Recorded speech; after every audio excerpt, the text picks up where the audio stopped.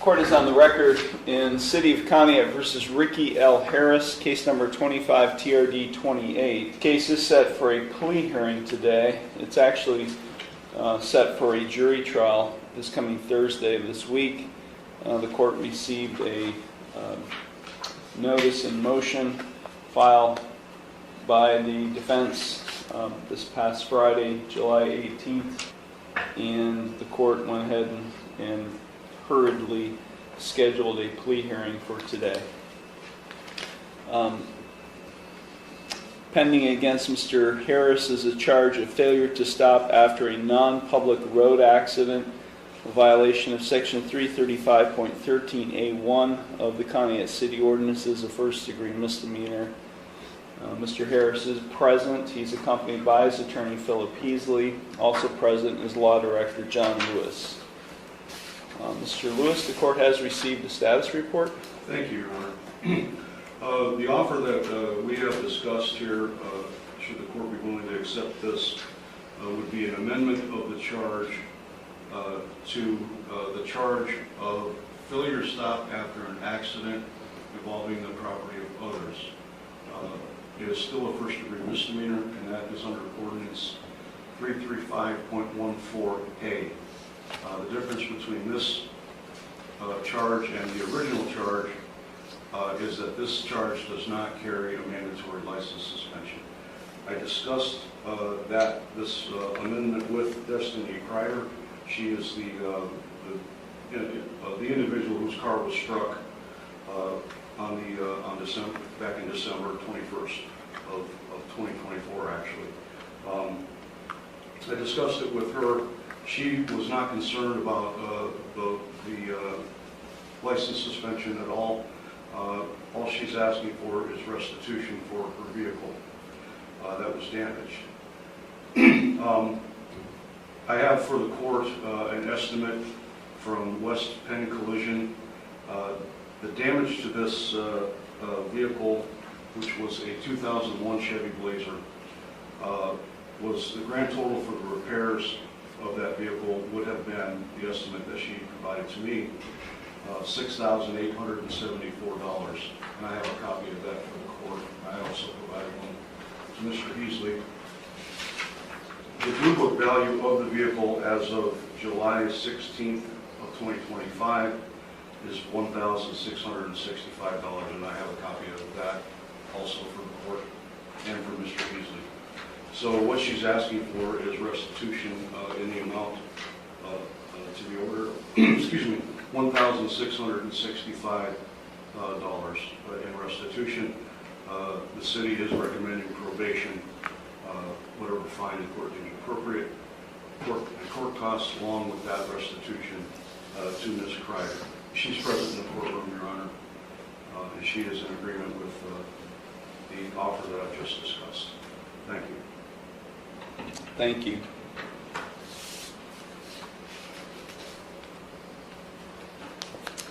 And the victim's name again is? Destiny Kreider. Ms. Kreider, I'm sorry, you're not listed here in the original charge. Ms. Kreider, thank you for being here today. Did you understand everything that Mr. Lewis just outlined in the terms of a proposed resolution? Yes, sir. And are you in favor of that proposal? Yes, sir. Thank you very much. Mr. Heasley? Thank you, Your Honor. We would express our appreciation on the record to counsel who is not present, Attorney Brianna Allen, and myself for the court accommodating this plea hearing, hopefully to avoid jury trials scheduled for later this week. We have discussed at length with our client, Mr. Harris, the offer. He very much wishes to resolve this matter, Your Honor, along the lines of the stated plea offer, although he is aware that this court does not have to follow such plea agreement. The main difference being, as Mr. Lewis, I think, indicated, the difference is between a mandatory license suspension under the original statute, or in this case, Conneaut ordinance, and the amended one, which involves an accident involving property rather than something other than that. We have communicated the offer. I've communicated the offer to Mr. Harris. He's aware of his rights regarding trial, which hopefully will not be necessary, and we are prepared to proceed, Your Honor. Thank you very much with the plea hearing. Thank you. Thank you.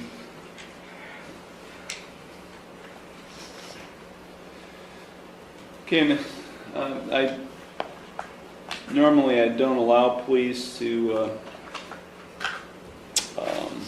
this late in the game. We've had 1, 2, 3, 4, I think 4, maybe 5 pre-trials or status conferences, but because the level or degree has not changed, and essentially not much has changed in the way of the plea other than what was outlined by the counsel, I will allow this plea to go forward.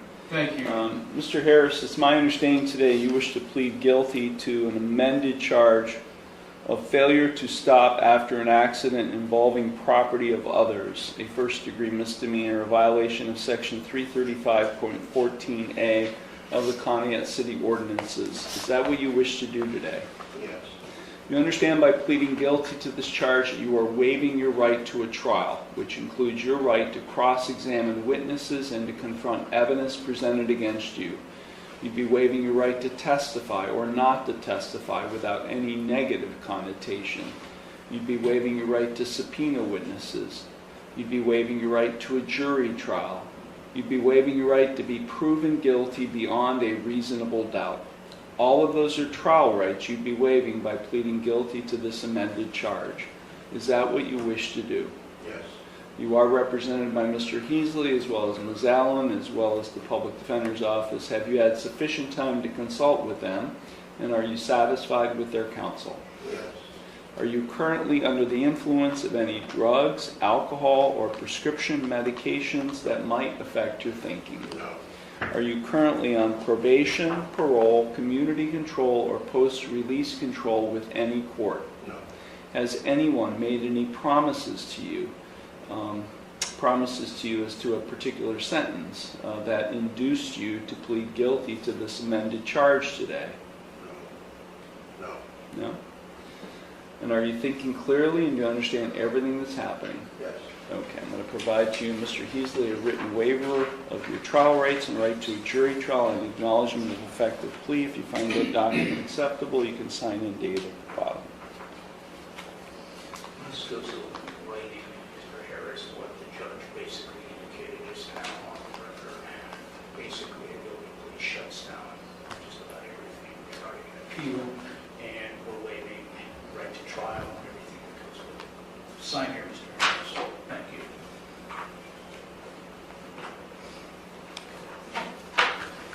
Mr. Harris and myself have executed the waiver of trial rights and right to a jury trial and acknowledgement of effect of plea in this instant case, handing it to the bailiff. Thank you very much. Thank you. The court does find that the waiver has been signed and submitted, signed in open court. The court does find that defendants, as I indicated, I will allow the amendment to go forward. I do find the defendant's plea of guilty to the amended charge to be knowing, voluntary, and intelligent. The court will accept the guilty plea to the amended charge, and I will therefore find him guilty of the amended offense. We will now proceed to sentencing. Mr. Heasley, is there anything you or your client would like to say at this time before I impose sentence?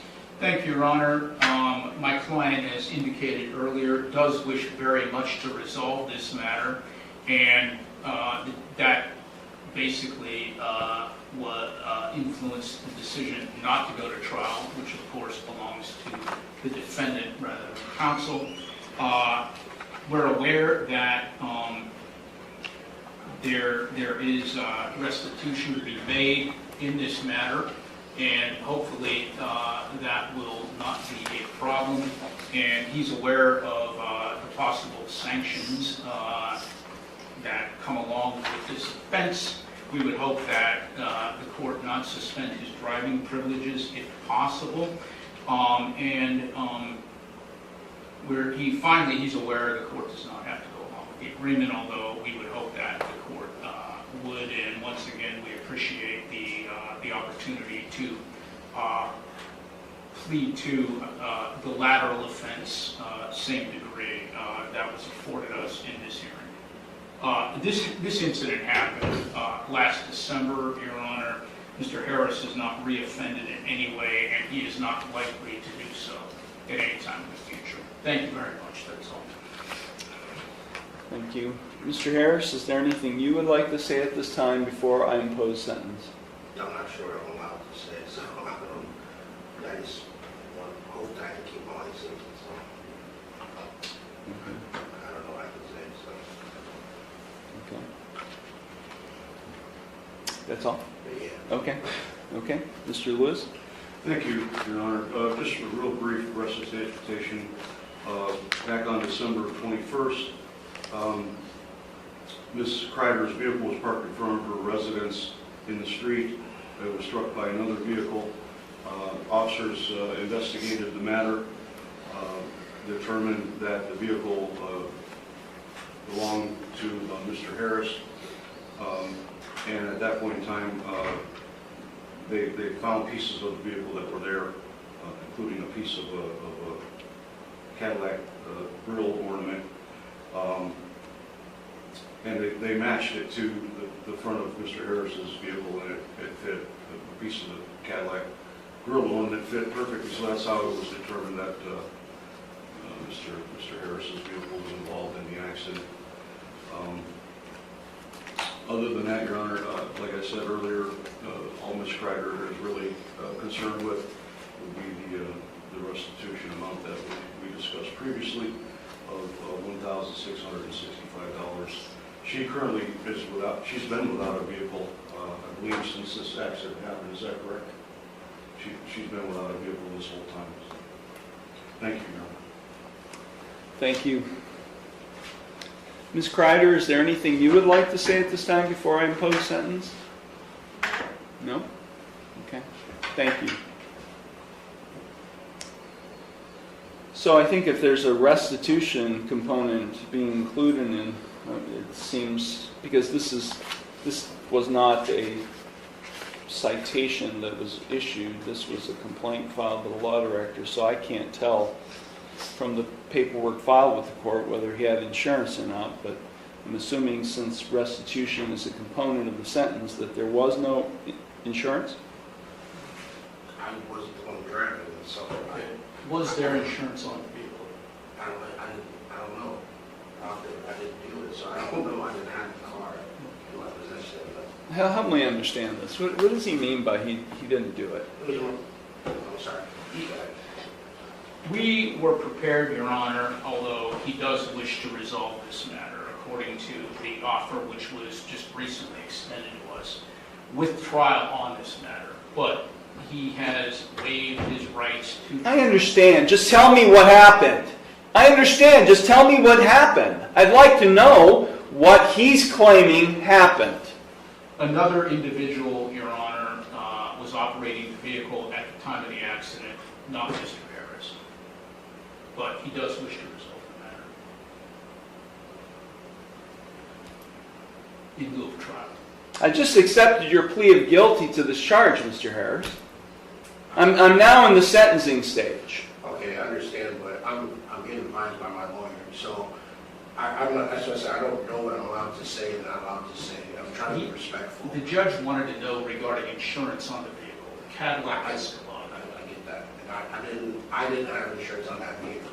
Whose vehicle was it? Okay, so the vehicle was in my name that I used. I let my brother have that vehicle because I was trying to help him out. It's your vehicle. It was in my name. It was his vehicle. He purchased it. He bought it. Was the title transferred? No, he did not transfer the title.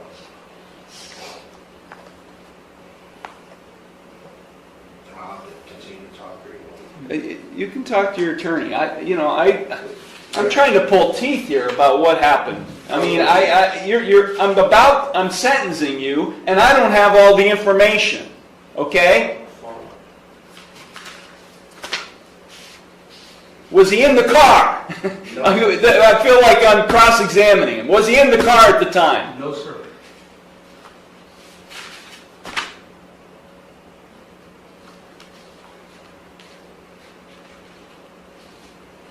Okay. So, here's what I'm getting at, Mr. Heasley, specifically for you. If he pleads to a charge where he's operating a vehicle in an accident,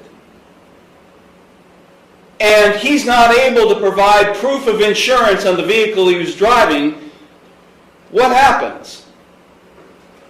It's a non-compliance suspension with the Bureau of Motor Vehicles. Right? I mean, I know this amendment was all about trying to avoid a license suspension, but if he pleads guilty to operation, and he's not able to provide proof of insurance, then it's a non-compliance suspension.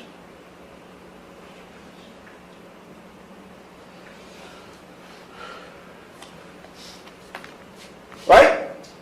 Yes, sir.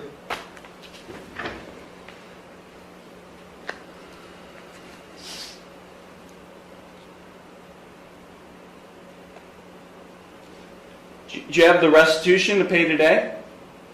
No, sir. How long will it take you to get it, Mr. Harris?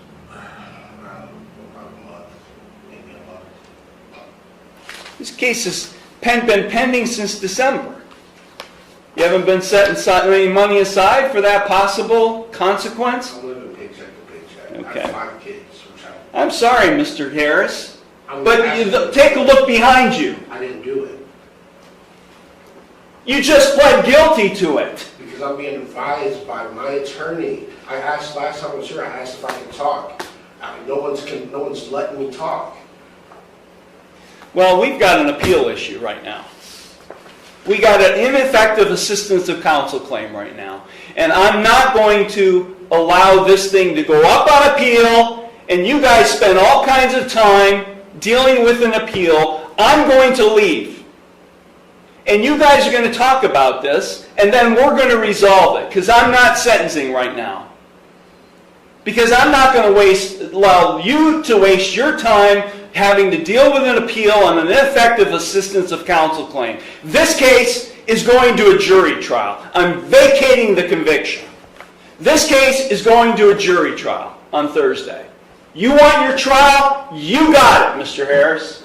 This case is being vacated. I'm sorry, Ms. Kreider. This case is going forward to a jury trial. I'm vacating the conviction, and we are not proceeding the sentence. This is